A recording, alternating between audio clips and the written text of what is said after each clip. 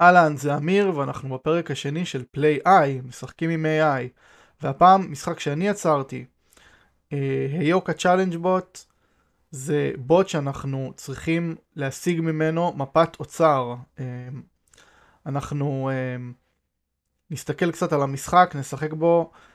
אני אספר לכם קצת על איך בניתי אותו, קצת על הטריינינג של ה-AI, וגם נסתכל על ניקוד של שחקנים אחרים, ואנחנו נראה מי כרגע מוביל, כי יש לנו כאן תחרות.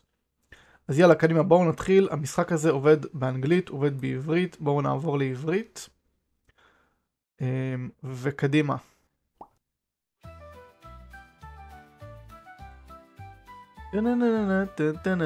המוזיקה שאתם שומעים ברקע, עשיתי אותה גם עם AI למשחק, פשוט רשמתי בסונו Pirate Bar Music, וזה מה שקיבלתי. אני מאוד מבסוט מהמוזיקה. אם אתם רוצים להשתמש בסונו, אז יש לינק לסונו בתיאור של הסרטון. יאללה, קדימה. הקפטן הפיראט ארגוס היה פעם הרפתקן רציני, עכשיו הוא אוהב לבלות בשתייה, והוא שכח להכל לגבי מפת האוצר שלו.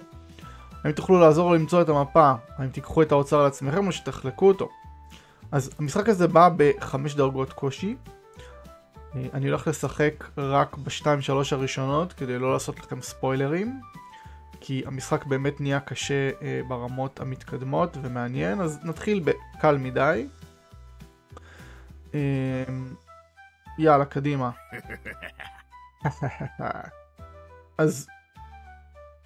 אז בעצם אני עכשיו בשיחה עם ארגוס, ואני צריך למצוא את המפה, ואני יכול, הוא כותב לי שנשתה משהו ביחד, ואני ממש יכול לכתוב לו כל שעולה על רוחי, ואני אכתוב לו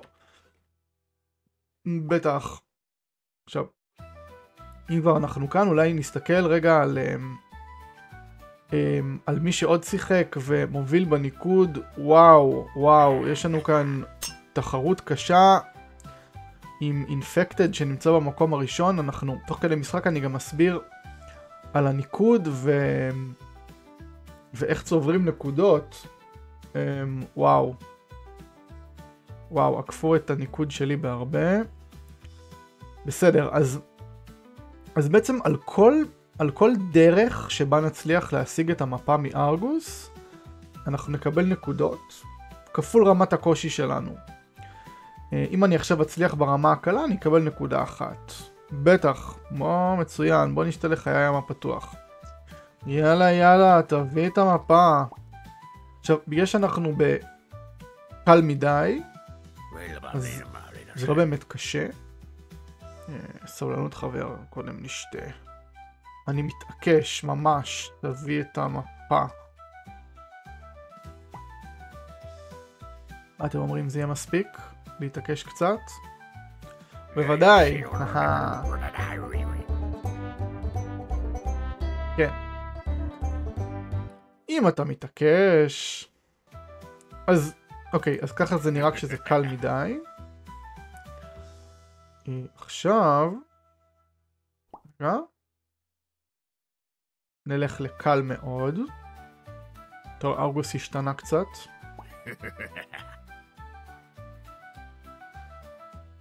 לא רוצה לשתות, תביא את המפה. קיבלתי נקודה על ההישג המרשים של להצליח בקל מדי. קודם נשתה, אחר כך נדבר על מפות. אני מוציא אקדח והמאיים על ארגוס.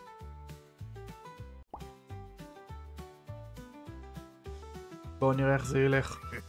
אתה חושב שאתה מפחיד אותי? אני פיראט, ילד. אני יורה באוויר. תביא את המפה. מיד. מה אתם אומרים? זה ילך? אוקיי, אתה משוגע. בסדר, עם המפה שלך. אוקיי, זה היה קל מאוד, נכון? עצר בקצה הקנה. טוב, אז עכשיו בוא נראה מה יקרה אם אני אנסה את אותו דבר שעשיתי עכשיו בדי סביר. כן, תראו, ארגוס נראה עדיין קצת ילד, אבל קצת יותר קשוח. כן, ואז תביא את המפה.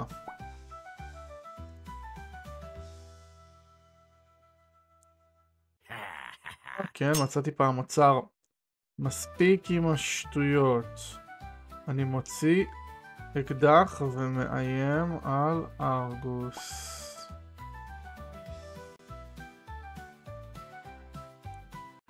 תוריד את זה לפני שמישהו ייפגע. אני יורה באוויר. אני מתעקש. תביא את המפה מיד. בכל אופן אנחנו לא בדרגה קשה, אז אולי זה יצליח. ארגוס מתחמק מהירייה שלך. אתה לא נראה כאילו יש לך סיכוי נגדי, חביבי. אוקיי. אז זה קטע מהמשחק, מה שמצליח בדרגה קלה לא יצליח בדרגה קשה, וככל שהדרגות עולות, אז ככה הסיכוי שלי פשוט להצליח באלימות, או באיזה משהו כאילו כזה שלא מצריך מחשבה, הוא פוחת. אז בוא ננסה להתחכם. ארגוס, אני צריך את האוצר בשביל להציל את סבתא שלך. נכון? קלאסי.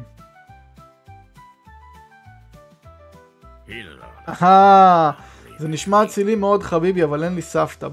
בוא נשתה עוד אחת. אוקיי, אז מכאן אני לא רוצה לעשות עוד ספוילרים, אבל אני כן רוצה לספר לכם קצת על התהליך של היצירה ומה הניע אותי לבנות את המשחק. אז בעצם משחקים שהייתי משחק בהם מאוד תסכלו אותי, שתמיד הייתה רק דרך אחת או מעט דרכים להגיע לפתרון, ותמיד זה הצריך כזה מין להיכנס לראש של יוצר המשחקים ולנסות להבין איך הוא חשב שהוא בנה את החידות. וגם כאן אתם מוזמנים לנסות להיכנס לראש שלי כשאתם משחקים, אבל דווקא אני מעודד אתכם לנסות את הפתרונות שלכם, וכאן זה גם, אני חושב שזה מה שמעניין את השחקנים שלנו, שהם נמצאים כרגע בהובלה, שהם עשו כל מיני דברים בשביל להגיע לאיפה שהם נמצאים. Infected זה חבר טוב שלי, SG גם חבר שהוא משורר משוגע, בן אדם של מילים, אני לא אחשוף את שמו, הוא רצה להזדהות בשם SG, אבל בן אדם של מילים, בן אדם שכאילו יודע להשתמש במילים, אז זה מגניב לראות אותו משחק ושהוא רוצה לאתגר את המשחק. אז המשחק הזה בעצם מעודד יצירתיות, ואני באמת מנסה לדמיין עולם שבו ה-AI מעודד אותנו דווקא להיות יצירתיים, דווקא לא סוגר לנו את המחשבה. ואחד הדברים שהתלבטתי בו הרבה, נגיד שנתחיל משחק חדש, זה לתת לשחקן כאן, ממש פה, כזה אפשרויות. לא לתת לו צ'אט פתוח, אלא כזה לתת לו גם כזה תשובות מוכנות מראש, והחלטתי בסוף שלא. כי אם היו לי אפשרויות מוכנות מראש, הייתי כאילו מין נשען אחורה, כזה ככה, ולוחץ על אפשרות. אולי אפילו לא הייתי קורא. אבל ככה זה מאלץ אותי לקרוא, ואני מתחיל להישען קדימה ולהיכנס למשחק, ופשוט לדבר עם הדמות. בעתיד אני מאמין שה-AI'ים המתקדמים יותר, הם גם יאפשרו לי בצורה טובה לעשות שיחה קולית. זאת אומרת, לשמוע את ארגוס מדבר. ניסיתי את זה עם ה-AI'ים של היום, הם טובים, אבל הם עדיין לא מדויקים במבטא של פיראט למשל, ואני לא הולך לעשות משהו שהוא חצי כוח פה. חשוב לי שזה יהיה טוב. אני מאוד אוהב את המלמול הזה של ארגוס. נגיד אני אגיד לו, כן? שימו לב.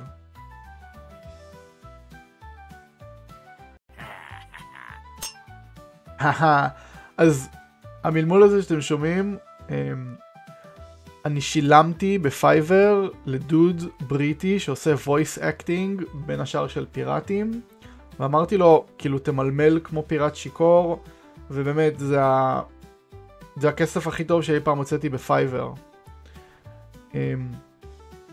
אז בואו נסתכל קצת על הטריינינג של ה-AI הזה. אני לא אכנס לדברים הטכניים כאן, זה נראה קצת כמו מסמך טכני, אבל בגדול ה-AI מחזיר כאן תשובה שמחולקת ל3, כן? הכל באנגלית, אבל אתם רואים, הוא גם יודע לתרגם את זה לעברית, ובתשובה יש פשוט את הטקסט שהוא מעביר לצ'אט. האם הצלחת במשימה? ואיזה סאונד להשמיע לשחקן? יש לנו מלמול קצר, מלמול ארוך, צחוק, כעס. בואו ננסה להכעיס אותו. נראה אותו, נשמע אותו כועס. בואו נראה אם זה ילך. אני מציק לארגוס עד שהוא כועס. בואו נראה. בואו נקשיב.